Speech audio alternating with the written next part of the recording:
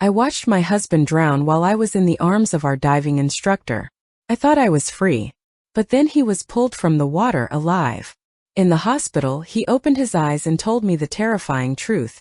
From the bottom of the ocean looking up, the water was clear enough to see through the boat's glass bottom. He saw everything. Now he's awake, my bank accounts are frozen, my return ticket is cancelled, and the police are outside asking questions about negligence. I'm alone in a foreign country, and the nightmare has just begun.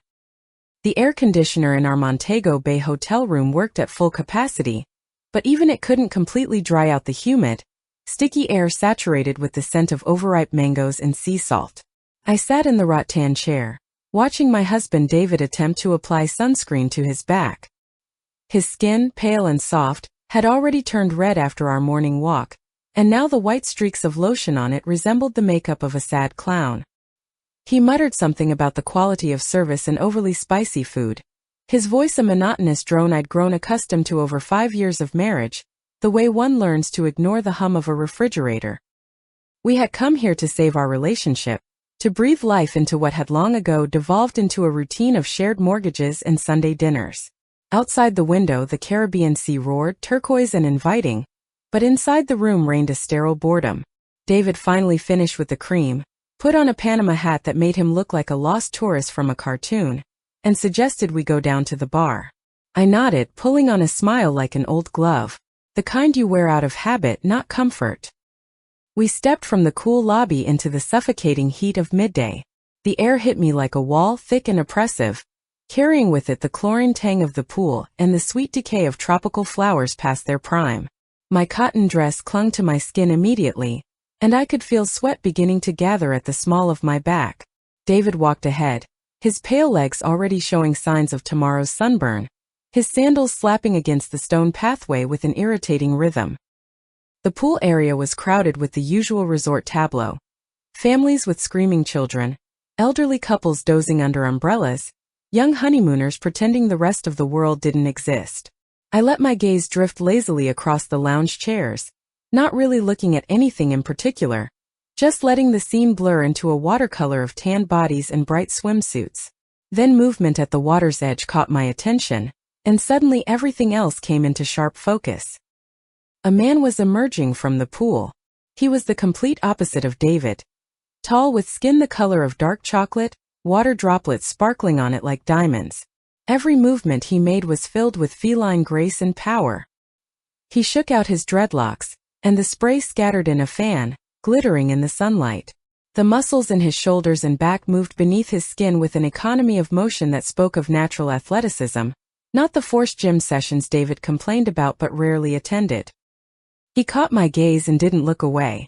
Instead, he narrowed his eyes slightly, and in that look there was something primal, assessing. A corner of his mouth lifted in what might have been amusement or recognition, or perhaps both. I felt something tighten inside me, a string pulled taut after years of slack. It was a sensation I'd almost forgotten existed, sharp and electric and entirely unwelcome in its intensity. I tore my eyes away and looked at my husband. At that exact moment, David stumbled clumsily over the edge of a lounge chair and swore, his face flushing an even deeper shade of red, his Panama hat sliding askew. He righted himself with all the grace of a startled penguin, glancing around to see if anyone had noticed. Several people had. I saw a teenage girl smirk behind her hand, and in that moment, watching him fumble and curse and adjust his ridiculous hat, I caught myself thinking something terrible.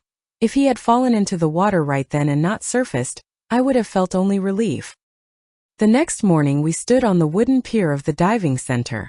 The air smelled of seaweed, gasoline and old rubber, a combination that should have been unpleasant, but somehow fit perfectly with the raw, salt-bleached aesthetic of the place. The boards beneath my feet were warped and weathered, spotted with bird droppings and dark stains from decades of use. Small waves lapped against the pilings with a rhythmic slap, and somewhere in the distance a boat engine coughed to life. The man from the pool, whose name turned out to be Marcus, was the head instructor. In a black wetsuit unzipped to the waist, he looked like an ancient god who had stepped down from his pedestal into the tropics. The neoprene clung to his torso, highlighting every contour of muscle, and the morning sun cast shadows that emphasized the architecture of his body. He moved with the easy confidence of someone completely at home in his element, checking equipment with practiced efficiency. He was explaining safety procedures, his voice deep with a soft Jamaican accent that wrapped around each word like warm rum. The way he spoke made even the most mundane technical details sound like poetry, or perhaps like promises. He talked about pressure equalization and emergency ascent protocols, about hand signals and buddy breathing, and I found myself mesmerized not by the information but by the cadence of his speech, the way his lips shaped each syllable. David was nervous, asking endless questions about pressure and sharks, his voice pitched slightly higher than usual with barely suppressed anxiety. His hands trembled as he tried to tighten the straps of his buoyancy vest, fumbling with the buckles. I watched him struggle with a mixture of irritation and something darker, something I didn't want to examine too closely. He looked small standing there in his rented wetsuit, which hung on him awkwardly, bunching at the shoulders and sagging at the knees. Marcus had other clients on the dock, a young couple from Germany who seemed perfectly competent and an older American man who listened with polite attention. But his eyes kept returning to me, brief glances that lingered just a fraction too long to be professional. Each time our eyes met, I felt a jolt run through me, electric and urgent. I told myself it was just the excitement of trying something new, the anticipation of the dive itself, but I knew I was lying. He moved through the group, checking each person's equipment with methodical care. When he reached the German couple, he was thorough but businesslike, adjusting a strap here, testing a valve there. With the older American, he was patient and reassuring, taking extra time to explain the regulator mechanism. And then he came to me. Marcus stepped behind me, closer than necessary for a formal briefing. Much closer. I could feel the heat radiating from his body even though we weren't quite touching. His hand settled on my waist, ostensibly to check the fittings of my vest, and I felt the warmth of his palms even through the thick fabric of my wetsuit. My breath caught in my throat. His fingers moved with deliberate slowness, testing the straps, adjusting the weight belt that sat low on my hips. He leaned in close to my ear, explaining how to clear the mask if water got in, and his hot breath touched my neck. The words themselves were purely instructional, technical jargon about pressure differentials, and the importance of exhaling through the nose. But the way he spoke them, low and intimate, made each phrase sound like a secret being shared, like something meant only for me. His chest brushed against my back as he reached around to demonstrate the release mechanism on my vest. I froze, afraid to exhale, afraid to move, feeling the world narrow down to the point where our bodies nearly touched. Every nerve ending seemed to concentrate at those places where his hands rested on me. I was acutely aware of his proximity, of the clean salt smell of him mixed with something else, something masculine and warm. Time seemed to stretch and slow, the sounds of the dock fading into a distant murmur. A meter away from us, David struggled with his fins, his face red from exertion. He had managed to get one on but was having trouble with the second, hopping awkwardly on one foot while trying to force his heel into the resistant rubber. He looked ridiculous and pitiful, a clumsy child playing dress-up in equipment meant for someone more capable, someone stronger. Marcus caught my gaze directed at my husband, and the corner of his mouth twitched in a barely perceptible smirk. In that moment, something unspoken passed between us, a silent conspiracy based on contempt for weakness. It was as if he could read my thoughts, could see the dissatisfaction and frustration I'd been carrying for years. His eyes held mine for a long moment, and in them I saw recognition, amusement, and something else, something predatory and knowing. He stepped back then, his hands leaving my waist with a final squeeze that could have been accidental but wasn't. The sudden absence of his touch left me feeling cold despite the tropical heat. He moved on to help David with his fins, his manner shifting to something more perfunctory, almost dismissive. He knelt and adjusted the strap with quick, efficient movements, then stood and gave David a pat on the shoulder that looked supportive but somehow conveyed condescension. The briefing continued. Marcus explained about the coral reef we'd be visiting, about the importance of not touching anything, about the marine life we might encounter. He talked about barracuda and moray eels, about sea turtles and schools of tropical fish. David interrupted with another anxious question about sharks, and Marcus assured him with barely concealed impatience that nurse sharks were harmless. I watched David's Adam's apple bob as he swallowed nervously. We moved to the edge of the dock where the boat was moored, a sturdy vessel with peeling paint and a sun-faded canopy. The captain, a weathered local man with graying hair and a gold tooth, nodded a greeting as we climbed aboard. The deck was cluttered with tanks and equipment, coiled ropes and plastic crates.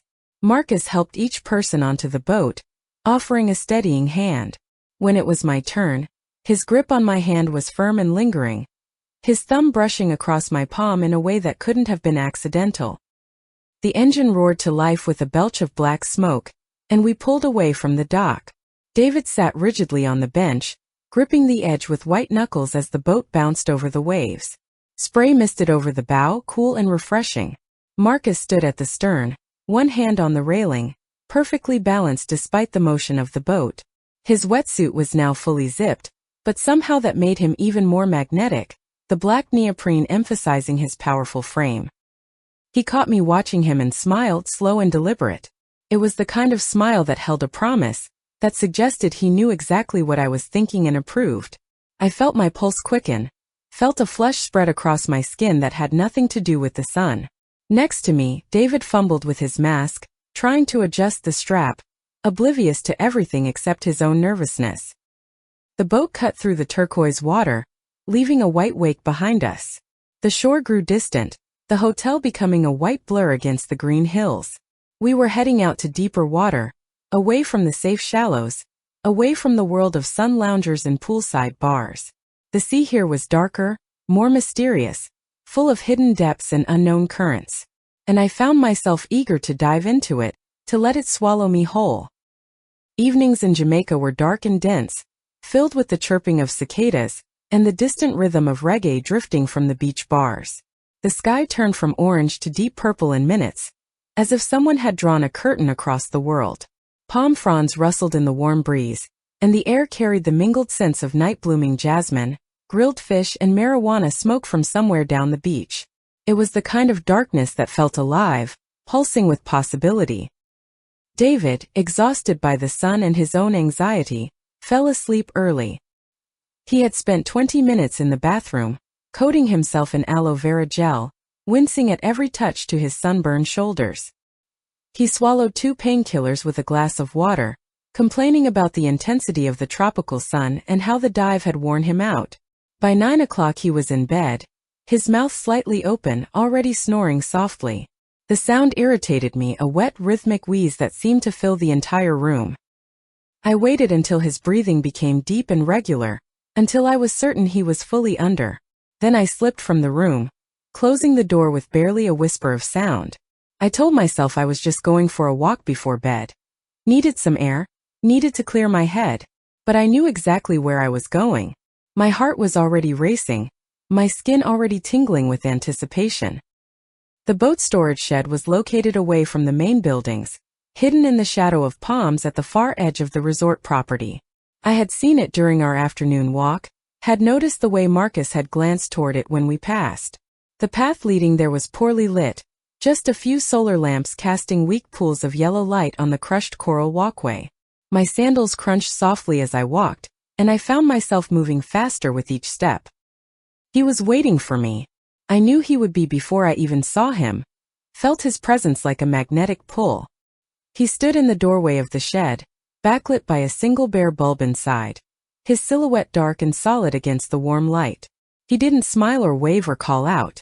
He just watched me approach, and in that watchfulness was an intensity that made my breath catch. There were no long conversations or elaborate preliminaries. The moment I stepped into the shed, he pulled me to him, his hands finding my waist, then moving to cup my face. His kiss was nothing like David's tentative, apologetic attempts at intimacy. This was claiming, consuming, a statement of intent rather than a request.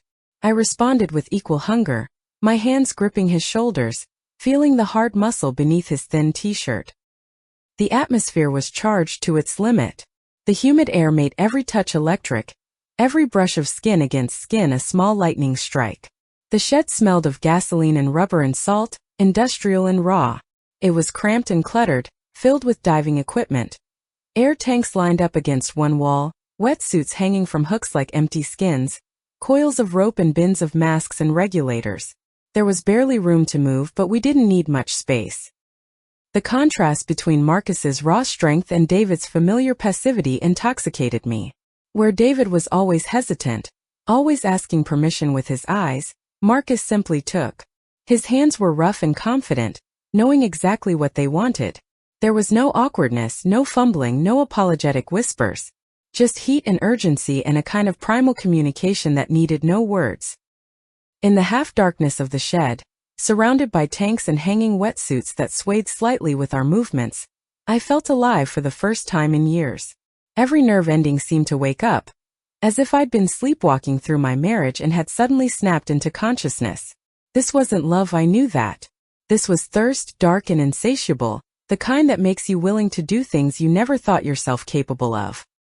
Marcus whispered things to me that made heat flood my face even in the darkness. His voice was low and rough, his accent thicker now, words tumbling out between kisses.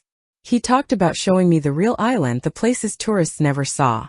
He promised nights at beach shacks where the music played until dawn, swimming in bioluminescent bays, climbing waterfalls in the interior mountains. A life without sunscreen and fear of the depths. A life where every day felt like this moment. I barely heard the specifics of what he said. The words themselves mattered less than the promise they contained, the vision of escape they painted. He spoke of freedom and wildness and living without apology, and I drank it in like water after years in the desert. In that moment, drunk on sensation and possibility, I believed every word. I believed I could shed my old life like a snake shedding its skin and emerge new and different. Time became elastic, stretching and compressing.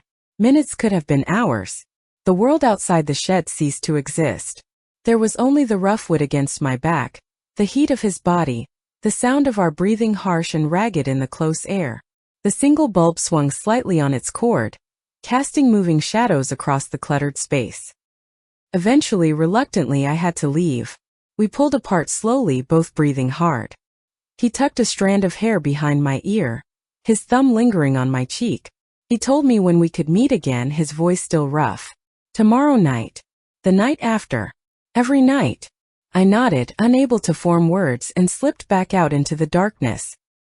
The walk back to the room felt surreal, like moving through water. My body hummed with residual sensation, every cell still vibrating. My legs felt unsteady, and I was acutely aware of my disheveled appearance, my swollen lips, my tangled hair. But my conscience was silent. No guilt rose up to meet me. No regret. Just a kind of savage satisfaction and an already building hunger for more. I let myself back into the room as quietly as I'd left.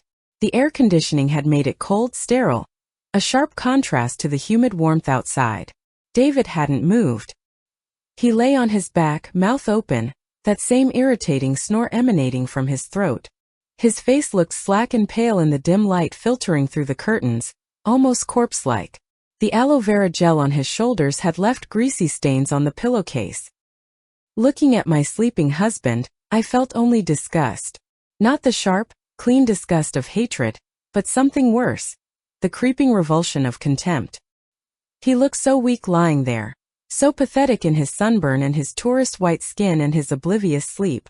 The snoring, the open mouth, the slight sheen of sweat on his upper lip, all of it filled me with a visceral distaste I could no longer pretend didn't exist.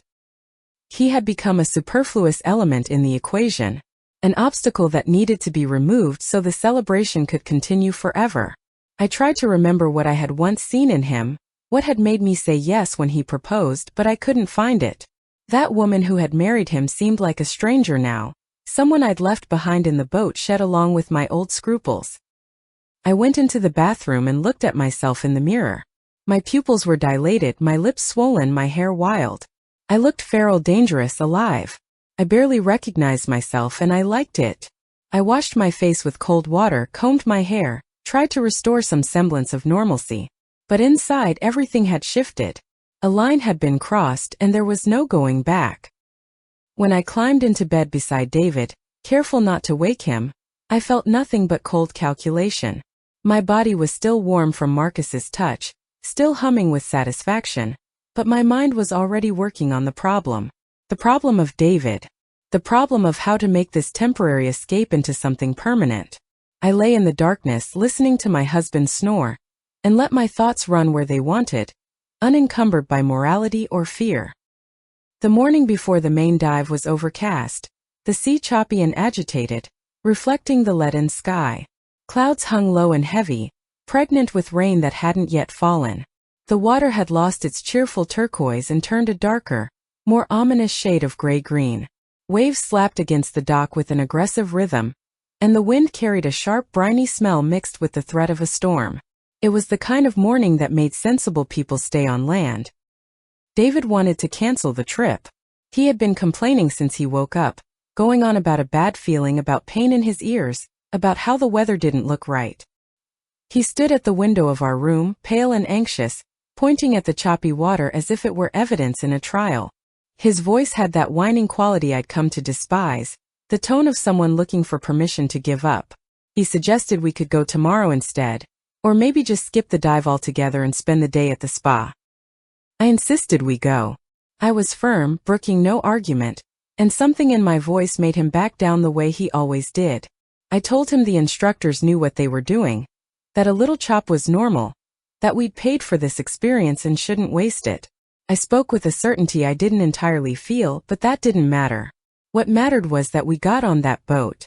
I was full of determination and cold energy, a sense of purpose that felt almost surgical in its precision.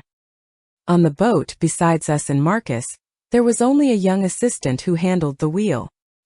He was a local kid, maybe 19 or 20, with sun-bleached dreadlocks and a reggae t-shirt. He barely spoke, just nodded when Marcus gave him directions and kept his eyes on the water ahead. The boat was smaller than the one we'd used for the introductory dive, more intimate, with less room to avoid each other. As the boat cut through the waves, moving farther and farther from shore, I watched the equipment preparation with focused attention. Marcus moved through his routine with practiced efficiency, checking gauges, testing regulators, organizing the tanks. The boat rocked with each wave, and spray misted over the sides, leaving everything damp and slick. The engine growled beneath us, a constant thrumming vibration that you could feel in your bones. David sat on the bench, pale as milk, gripping his mask so tightly that his knuckles had gone white. His face had a greenish tinge that had nothing to do with the light. He was fighting seasickness, I could tell, swallowing repeatedly and breathing through his nose in that deliberate way people do when they're trying not to vomit. He looked miserable and small, huddled on that bench in his wetsuit, and I felt nothing but impatience. Marcus was checking the tanks systematically, moving from one to the next. He tested each valve, examined each gauge, his movements methodical and professional. The assistant's tank, then his own, then mine. I watched him work, noting the care he took, the way he double-checked each connection. Then he moved to David's equipment, kneeling beside the tank, reaching for the regulator. I approached the instructor as he bent over David's gear. My movement was casual, unhurried, as if I were just coming over to check on the preparations. I touched his shoulder, a light contact that was nonetheless impossible to ignore. He looked up at me, and I held his gaze, then deliberately glanced toward the captain's cabin, a small enclosed space at the front of the boat. The hint was unmistakable, the invitation clear in my eyes. Marcus grinned, a slow, knowing smile that contained both amusement and desire. He glanced at David, who was still hunched on the bench with his eyes closed, then back at me. Without finishing his inspection of David's regulator, without completing the check of the air supply valve, he stood and followed me toward the cabin. His hand found the small of my back as we moved, a proprietary touch that sent heat through me despite the cool spray. The cabin was cramped and smelled of diesel and old canvas. There was barely room for two people, just enough space to stand pressed together between the wheel and the narrow bench. The young assistant had stepped out to adjust some ropes, leaving us alone. Through the small windows I could see David on the stern, still fighting his nausea, oblivious to everything but his own misery. Marcus pulled me against him, his kiss hungry and urgent. The boat rocked beneath us, adding a rhythm to our movements.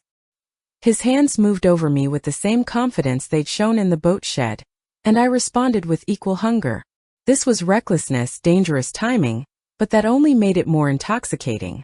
The risk itself was an aphrodisiac, the knowledge that David sat just meters away, that we were stealing these moments on the edge of something irrevocable. Time compressed in that small space. The world narrowed to the heat between us, the taste of salt on his skin, the harsh sound of our breathing mixing with the engine's growl. Outside, the waves continued to slap against the hull, and David continued to sit in his miserable solitude, and the young captain continued to ignore what he surely must have suspected was happening in his cabin. When we finally pulled apart, my heart was racing for reasons that had nothing to do with desire. Marcus straightened his wetsuit, ran a hand over his dreadlocks, and stepped back out onto the deck. He didn't return to David's equipment. He moved on to other preparations, checking the dive flag, reviewing the site coordinates with his assistant, discussing the planned route of the dive. David's tank sat where Marcus had left it, the inspection incomplete, the regulator unchecked. David remained on the stern bench, struggling with his seasickness, completely confident that professionals had taken care of his safety. He had that trusting quality that now seemed less like virtue and more like willful blindness. He believed in systems and expertise and the idea that people who were supposed to do something would actually do it. His faith in the world's basic competence would have been touching if it weren't so pathetic. I knew something was wrong with his equipment. Not exactly what, I wasn't technical enough to understand the specifics. Maybe the valve wasn't fully open, restricting the airflow. Maybe there was an old gasket that would fail under pressure. Maybe the regulator connection was loose. I didn't know the details and I didn't need to. What mattered was that I had seen Marcus leave the inspection unfinished, had watched him walk away at a critical moment, and I had done nothing to correct it. I hadn't sabotaged the equipment myself. I hadn't touched it, hadn't loosened any valves or damaged any seals. My hands were clean in the most literal sense. But I had prevented it from being checked, had used my body and my desire as a distraction at precisely the moment when attention was most crucial. I had allowed chaos to enter the equation, had opened the door and invited it in. The boat continued cutting through the increasingly rough water, taking us farther from shore, farther from safety, farther from any possibility of turning back. The sky had grown darker, the clouds more threatening. The assistant looked worried, glancing up at the weather, but Marcus waved off his concerns. We were committed now, already halfway to the dive site. The point of no return had been crossed in more ways than one. I sat down on the opposite bench from David, watching him without expression. He opened his eyes and tried to smile at me, a weak, nauseous attempt at connection. He said something about hoping the water would be calmer under the surface, about being excited despite his nerves. His trust in me was absolute, written all over his pale, anxious face. He had no idea that the woman sitting across from him had already made her choice, had already decided which future she wanted and what price she was willing to pay for it.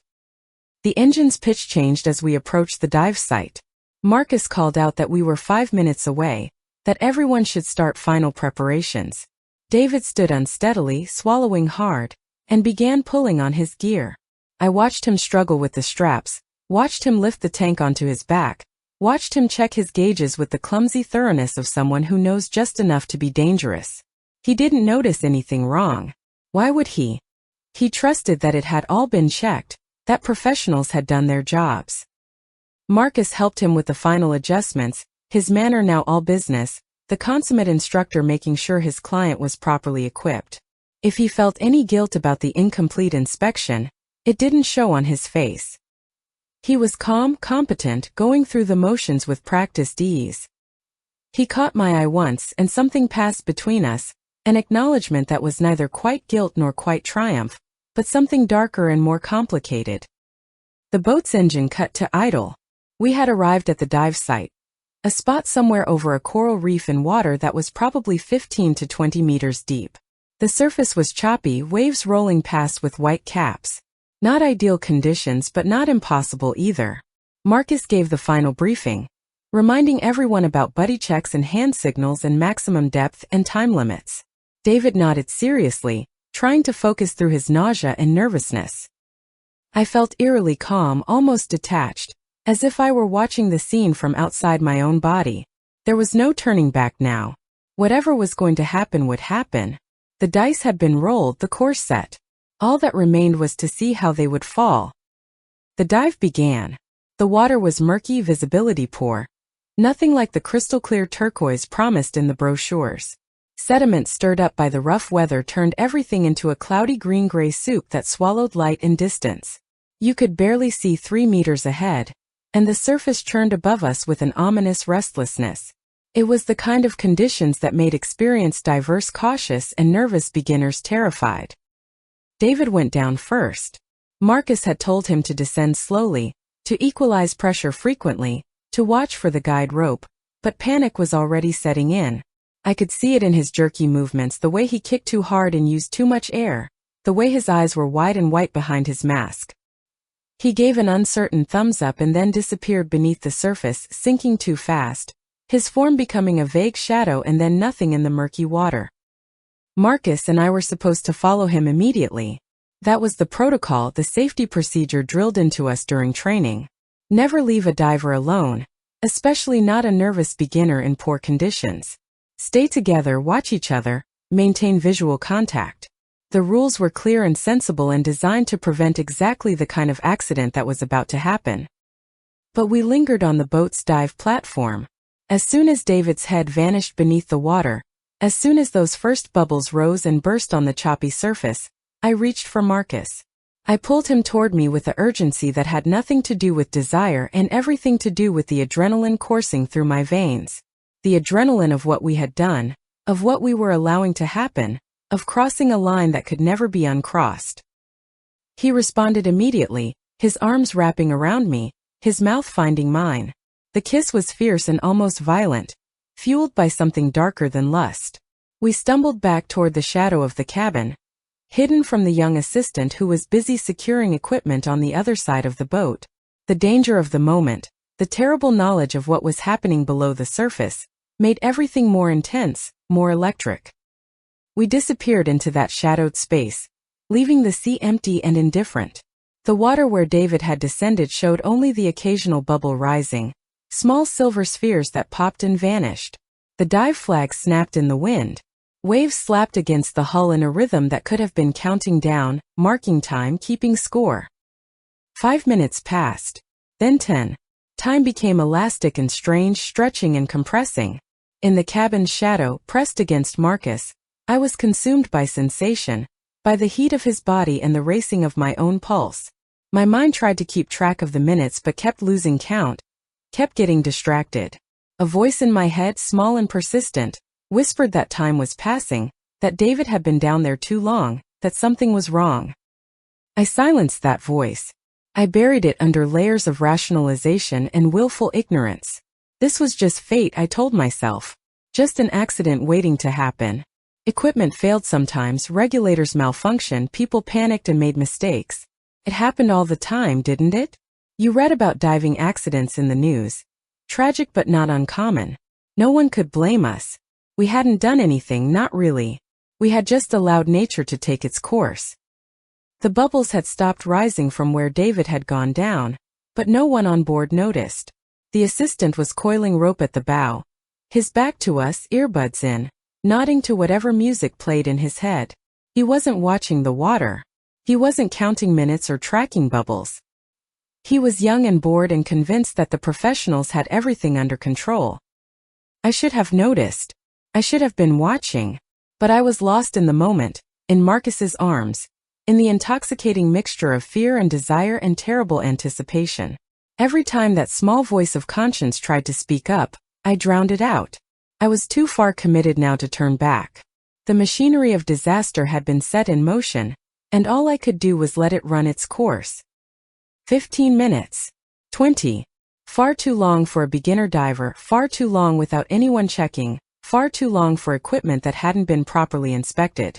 The water where David had descended was calm now, no bubbles breaking the surface at all, just gray-green water moving with the waves, keeping its secrets.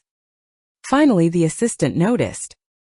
He had finished with the rope and turned to check on the dive, expecting to see bubbles, to see signs of the divers below.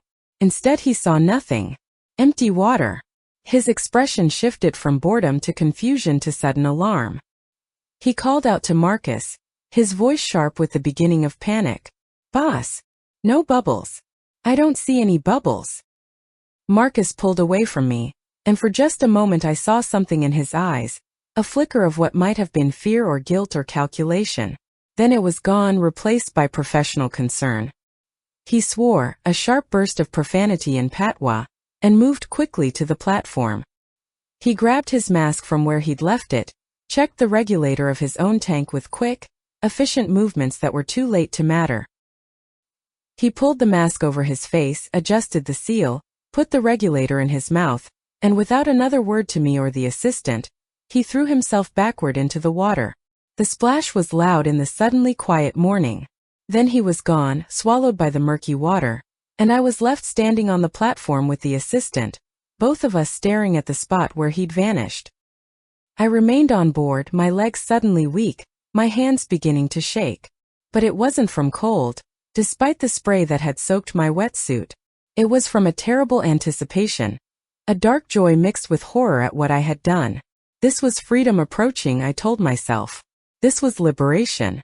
The end of 5 years of boredom and disappointment in slow suffocation. The door to a new life opening. The assistant was talking rapidly, maybe to himself, maybe to me. I couldn't really hear him over the rushing in my ears, over my own pounding heartbeat. He was saying something about how long they'd been down, about how this wasn't right, about whether we should radio for help. His young face was creased with worry, and his hands fidgeted with the radio clipped to his belt.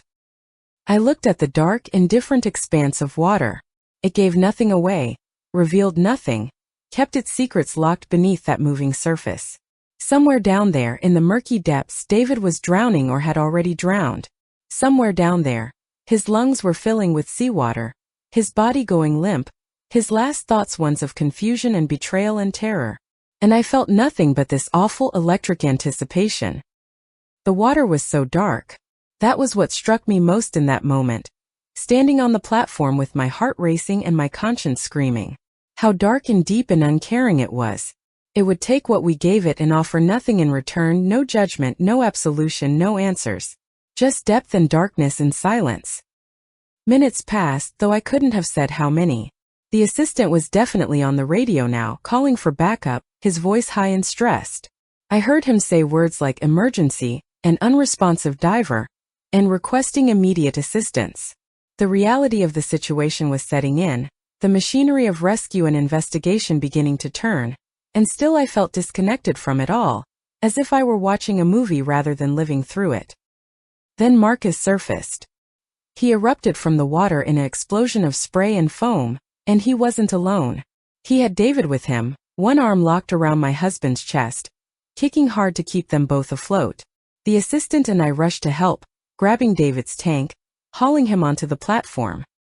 His regulator hung loose from his mouth. His eyes were closed. His lips had a blue tinge that looked wrong, artificial, like bad makeup. Marcus was shouting instructions, telling the assistant to call it in, to get the emergency coordinates right, to radio ahead to the hospital. He was doing chest compressions, water streaming from David's mouth with each push. His movements were mechanical, professional, the kind of thing you learned in training and hoped never to use. I stood there, dripping and useless, watching my husband's lifeless face and feeling my new future slipping away like water through my fingers. But as I stood there, as Marcus worked and the assistant shouted into the radio and the boat's engine roared to life for the race back to shore, I realized something. David wasn't dead. Not yet. His chest was moving, shallow and weak, but moving. There was still time. Still a chance. And I didn't know if what I felt was relief or regret, hope or despair. I only knew that everything had just become infinitely more complicated. The hospital room in Kingston smelled of bleach and cheap coffee. The scent was sharp and medicinal, cutting through the humid air that not even the struggling air conditioning could fully dispel. A ceiling fan rotated lazily overhead, its blades dusty and unbalanced, making a rhythmic clicking sound with each revolution. It moved the stale air around without really cooling anything, just redistributing the heat and antiseptic smell in slow, pointless circles. David lay in the bed, connected to monitors that beeped and hummed with mechanical indifference. Wires and tubes snaked from his body to various machines, tracking his heartbeat, his oxygen levels, his blood pressure. His skin was gray, the color of old newspaper, and deep shadows had settled under his eyes like bruises. But he was alive. Against all odds, against all reasonable expectation, he was breathing. His chest rose and fell with steady if shallow rhythm. The doctors had called it a miracle. They'd used that exact word, speaking in hushed, reverent tones as if divine intervention rather than Marcus's belated rescue had made the difference. They said he'd been pulled out in the last possible second, that his lungs had been full of water, that another minute would have meant irreversible brain damage or death. But somehow, impossibly, his brain had survived intact. No apparent neurological damage. Full cognitive function. A miracle. I sat in the plastic chair beside his bed, gripping my purse in my lap so tightly that my fingers ached. I had been preparing my performance, rehearsing tears of relief and joy, practicing the role of the concerned wife who had nearly lost her husband. I had the script ready in my head. The trembling voice, the grateful sobs, the clinging embrace. I would play the part perfectly, the way I'd been playing parts for 5 years. David's eyes opened. It was sudden, without the gradual flutter of someone waking from sleep. One moment they were closed, and the next they were open and fixed on me with an intensity that made my prepared performance die in my throat. I started to smile, started to reach for his hand, started to deliver my first rehearsed line of gratitude and love. But there was something in that gaze that stopped me cold. It wasn't the familiar softness I'd grown accustomed to, the mild, accepting look of someone who had long ago stopped expecting much from life or from me. It wasn't submission or weakness or the gentle disappointment I'd seen so often. This look was clear, hard, and frighteningly calm.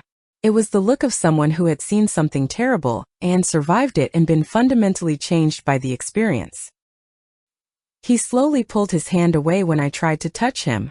The movement was deliberate, unmistakable in its rejection. He didn't jerk away or flinch. He simply withdrew his hand from my reach with a kind of finality that left no room for misinterpretation. The monitors beeped steadily, marking time, bearing witness.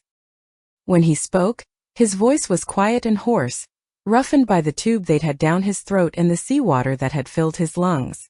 But there was steel underneath the rasp, a core of something hard and unbreakable that I'd never heard from him before. He said he needed to tell me something, that there was something I should know about what happened down there in the water. He told me that when his regulator failed and he began to choke, when the air stopped coming and salt water rushed in instead, he had looked up in panic toward the boat. Drowning people always look up, he said, some instinctive response to seek the surface, to reach for the light.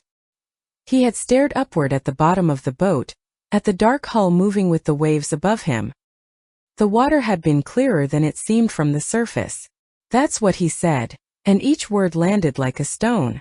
From below, looking up, the visibility was much better than looking down or across. The murky sediment settled, and the light filtered through in pale green shafts. He could see the hull clearly. He could see the viewing window that the dive boats used, the glass-bottom section designed to let passengers observe the underwater world. And through that window he had seen us. He had seen Marcus and me, not preparing rescue equipment, not readying dive gear, not doing any of the things that professional instructors and concerned spouses should be doing. He had seen our bodies intertwined, lost in each other, while he drowned 15 meters below. He had watched us from the abyss while his lungs burned and his vision started to tunnel and his life began to slip away. The words hung in the air between us, as suffocating as the hospital's stale atmosphere. I felt the blood drain from my face, felt my hands go numb and cold despite the tropical heat. My mouth opened but no sound came out.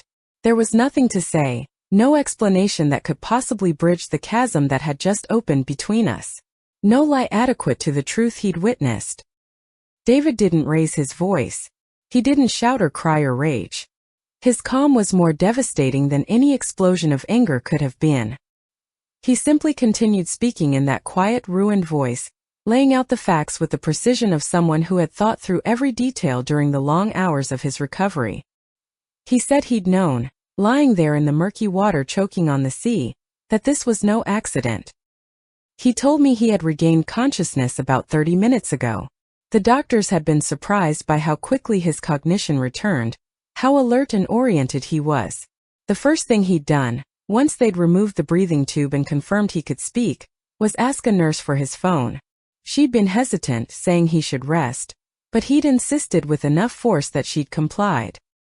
In those 30 minutes while I'd been in the waiting room trying to contact Marcus, trying to figure out what story we should tell, David had been busy. He had called our bank. He had canceled every card in my name, every joint account, every line of credit. He had called the airline and canceled my return ticket. He had called our lawyer back home and initiated divorce proceedings, citing adultery, and he paused meaningfully here, potentially more serious charges pending the police investigation. He would be discharged tomorrow, the doctors said.